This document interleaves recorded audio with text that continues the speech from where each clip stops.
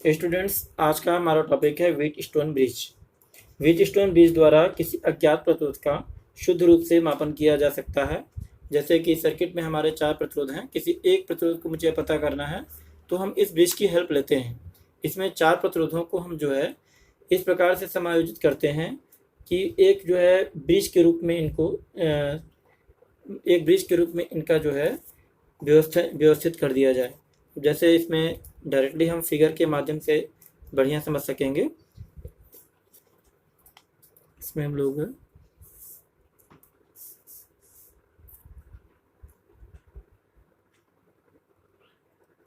ये हमारे 4 प्रतिरोध में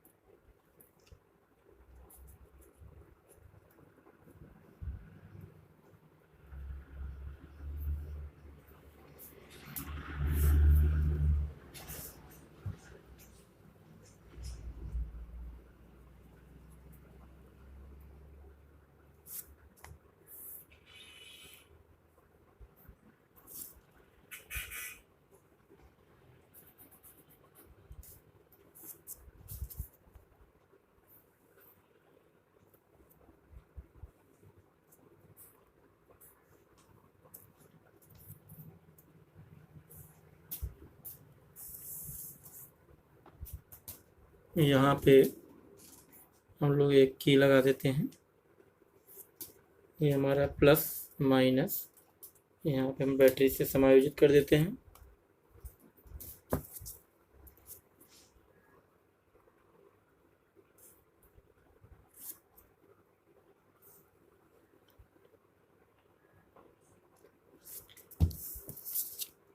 P Q R S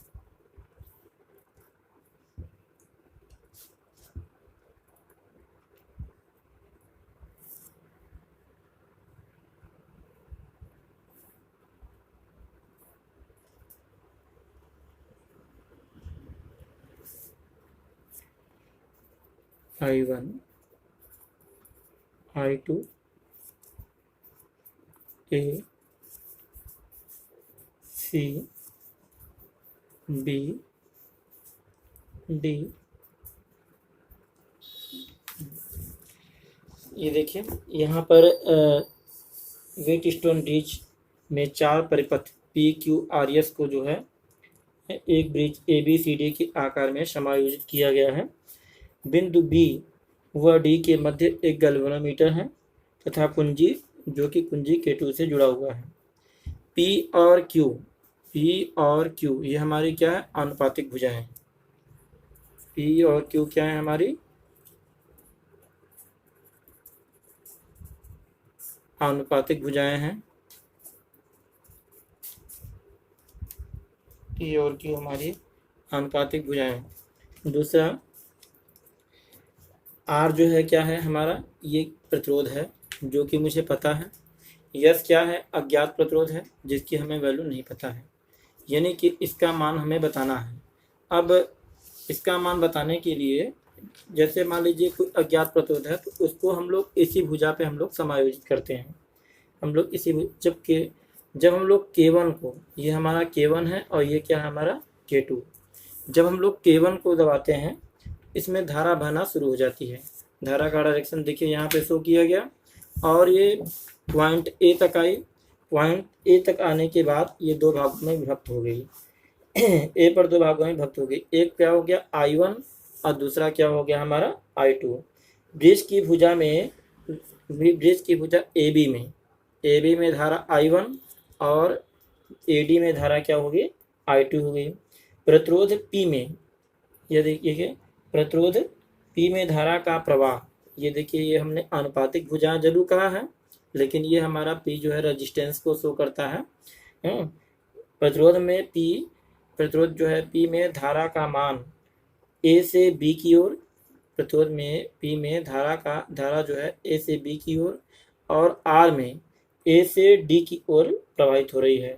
B और D जब ये A से I1 जो है A से B की तरफ और I2 A से D की तरफ प्रवाहित होगी तो बिंदु B का विभव A की अपेक्षा क्या होगा, कम होगा। बिंदु A का विभव बिंदु B का विभव A की तुलना में कम होगा।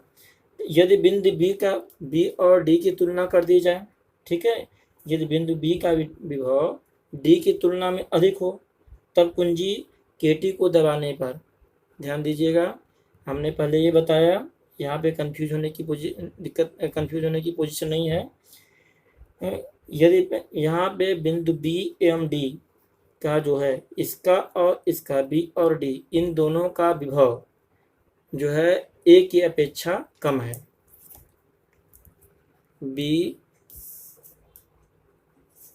हम लिखते भी जा रहे हैं, B व D का विभव A की अपेक्षा A की तुलना में कम है। ये फर्स्ट कंडीशन जब धारा I1 A से B की तरफ और I2 A से D की तरफ बढ़ रही है। अब हम लोग B और D में लेते हैं। यदि B का पोटेंशियल, यदि B का विभव D की अपेक्षा अधिक हो, यानी कि पोटेंशियल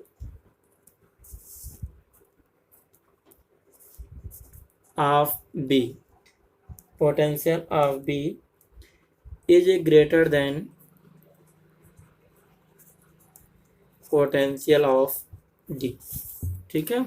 D की तुलना में B का विभव अधिक हो और जो है उस दौरान जो है कुंजी चालू कर दी जाए, उस समय कुंजी K2 को मान लीजिए दबा दें तो गैल्वेनोमीटर में हमारा क्या होगा, डिफ्लेक्शन होना शुरू हो जाएगा।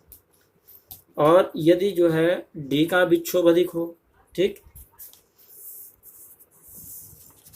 क्या हो जाएगा हमारा, deflection in galvanometer.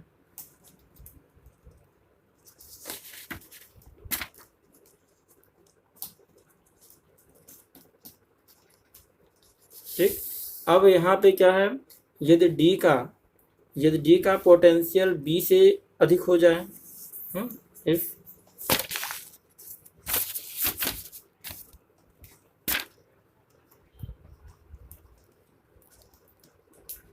potential of D is a greater than potential of B, then deflection in galvanometer in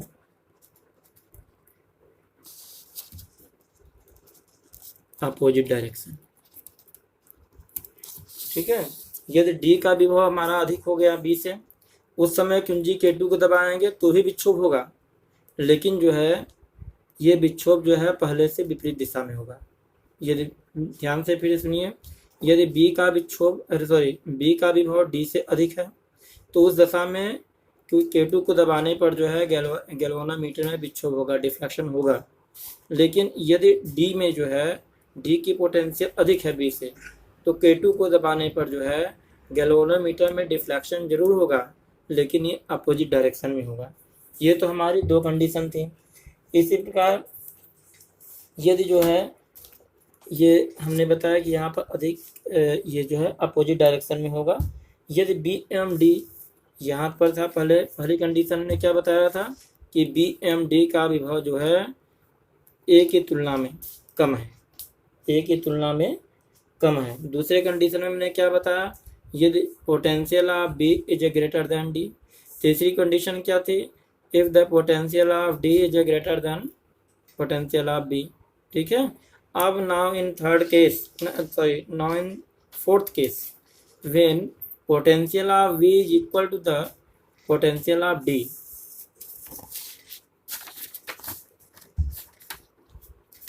if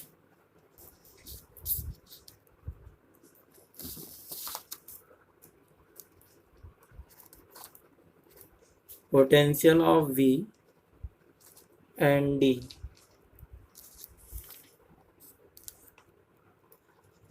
are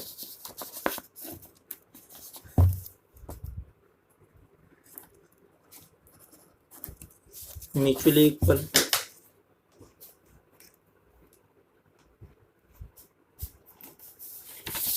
अब देखिए ये इनका जो है B और D का पोटेंशियल जो है ये दोनों समान हो, उस कंडीशन में K2 को दबाया जाए तो गैल्वेनोमीटर में कोई विक्षोभ नहीं होगा, अर्थात इसमें कोई करंट फ्लो नहीं होगा, यानी कि डिफ्लेक्शन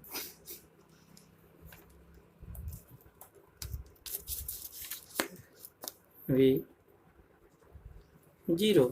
यहाँ पे कोई विक्षोभ होने की कंडीशन नहीं दिखेगी आपकी। क्यों?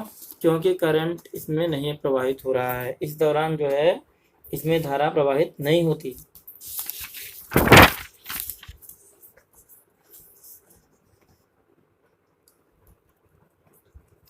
करंट फ्लो नहीं होता। ठीक है, कब?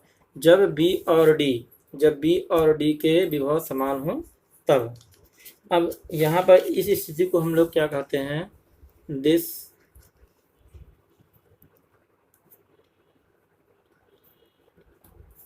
Condition is called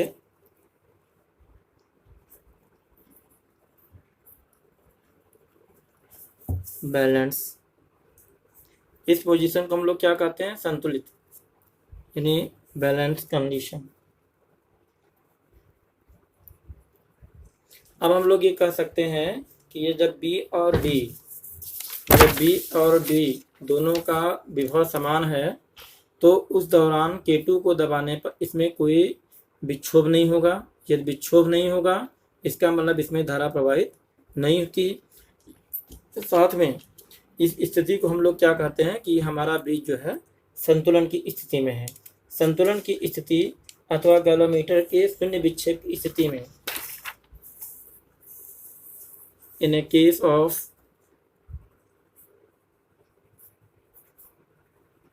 zero deflection,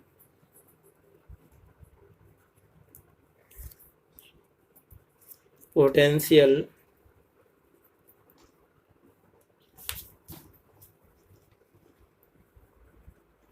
between A to B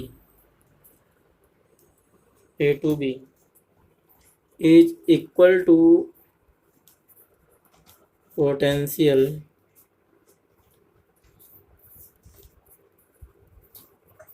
between A to D, यानी कि VAB इक्वल टू VAD। देखिए, यानी जब ब्रिज संतुलन में रहेगा, जब ब्रिज संतुलन में होगा तो शून्य की स्थिति में A और B के मध्य विभवांतर बराबर A और D के मध्य विभवांतर, यानी कि दोनों के विभवांतर क्या होंगे? समान होंगे, अर्थात VAB इक्वल टू VAD। अब VAB यानी कि ये हमारा क्या हुआ? V इक्वल टू क्या होता है? IR। V equal to IR, तो ये क्या हुआ हमारा? I1P। और VAD ये क्या हुआ? I2R। इसका मतलब हम लिख सकते हैं कि I1R equal to I2R at equation number 1। अब similarly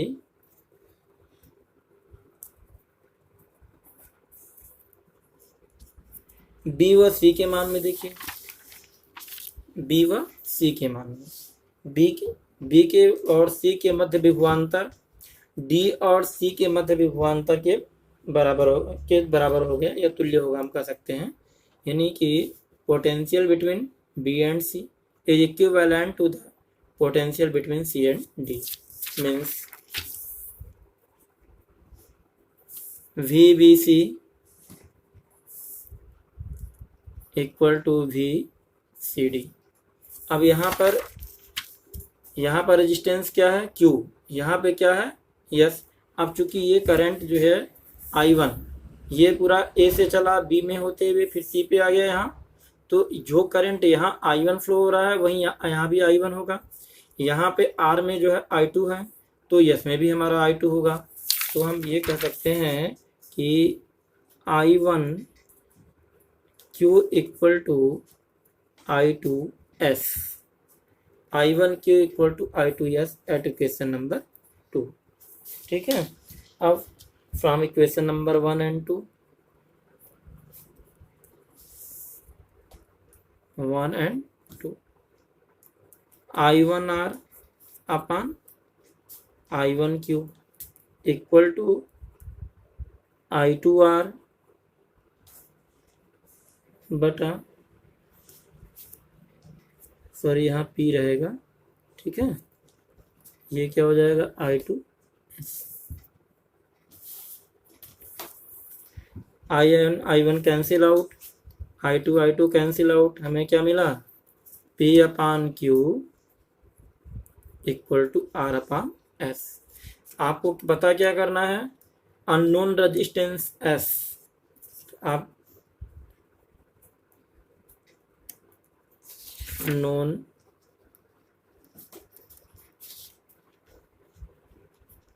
yes equal to P upon Q into R, R into Q upon P।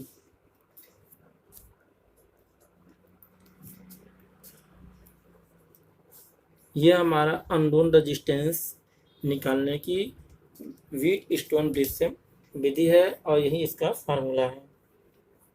यानी कि इसके अनुसार पी क्यू का प्रतिरोध, P बाई क्यू का प्रतिरोध है, प्रतिरोध P बटा क्यू तथा प्रतिरोध R का मान ज्ञात होने पर, P बटा क्यू तथा यानी P क्यू R का मान ज्ञात होने पर हम यस की वैल्यू निकाल सकते हैं।